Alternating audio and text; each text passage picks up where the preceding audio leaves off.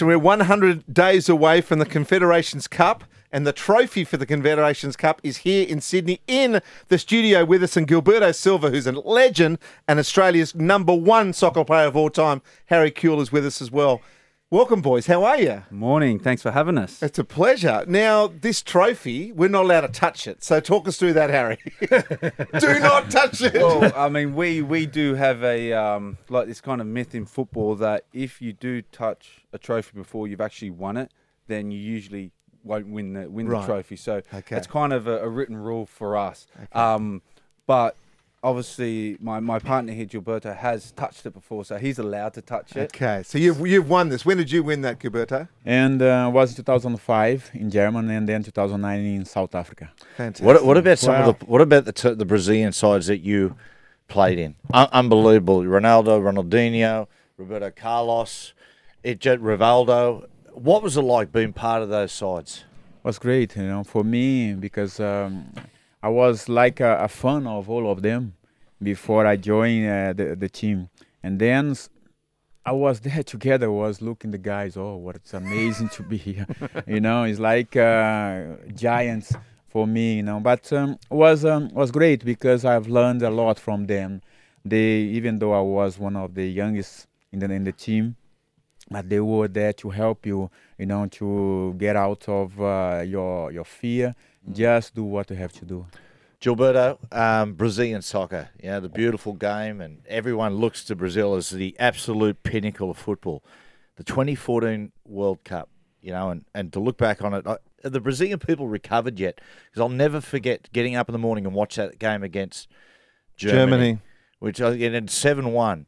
But at one point, it looked like it could have been 14, or it was just unbelievable. It was very bad, very embarrassed for us. I think not only us, but the football world didn't understand what was happening there. For me, it was crazy because imagine for me, I was in the studio working. Beside of me was Michael Ballack. Oh, gee. Can you imagine? It was very hard, and he was trying to keep himself very professional, but you could see on his face, I want to kick him on the back, on the table. Harry, a bit closer to home, brother. You, as Matty mentioned, you're our most celebrated Socceroo of all time, probably our most famous as well. Man of the world, where are you these days? Well, first and foremost, I'm learning my trade at Watford. I manage the under-23s. Cool. So it's a new career for me, which I'm thoroughly enjoying. It's a test. I can see the other side now. I can see all the complaining what I used to do, which I'm kind of putting up with now. Don't be so frivolous with the ball, Harry. Get the cross in, Get back! Get back! Get back in defence! I mean, I didn't shout as much when I was younger, but all I seem to do now is shout. But I got my whistle down to a treat now, so I don't need a whistle. I can just use my fingers and go whistle, and then they all kind of just look like dogs. And where we're going? Okay, this direction. Do you look back now at people like Carlos Tevez going and getting a wage of 44 million in China and go, oh, God, I might just strap the boots back on? Can China become a powerhouse like the EPL?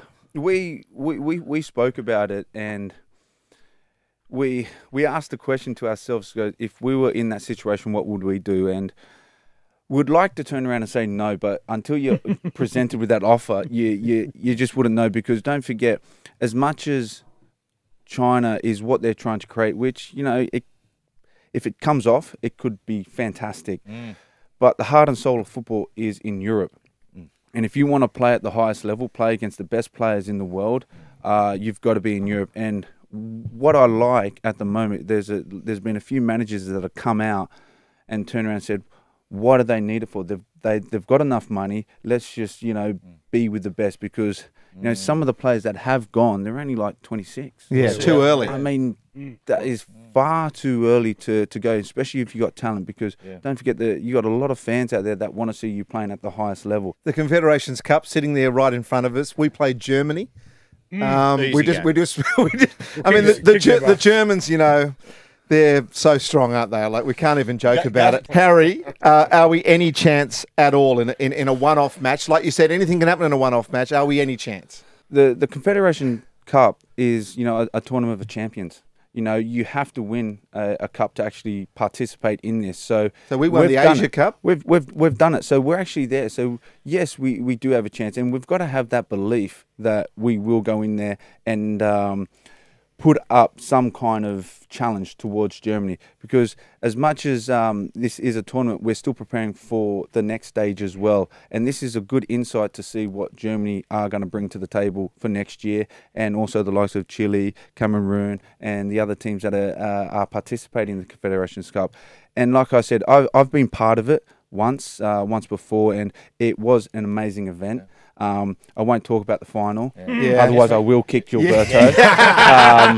But hey, it's it can happen. It can happen. You know, stuff happens, and we learnt from that. Yeah. From that the thing. But again, it's a tournament that we should really be proud to be a part of, because like I said, there's not many countries that can participate in this. So again, they should just go there with no fear and just enjoy it. Fantastic. We've got The Grill Team, Gus, MG, and Matty Johns.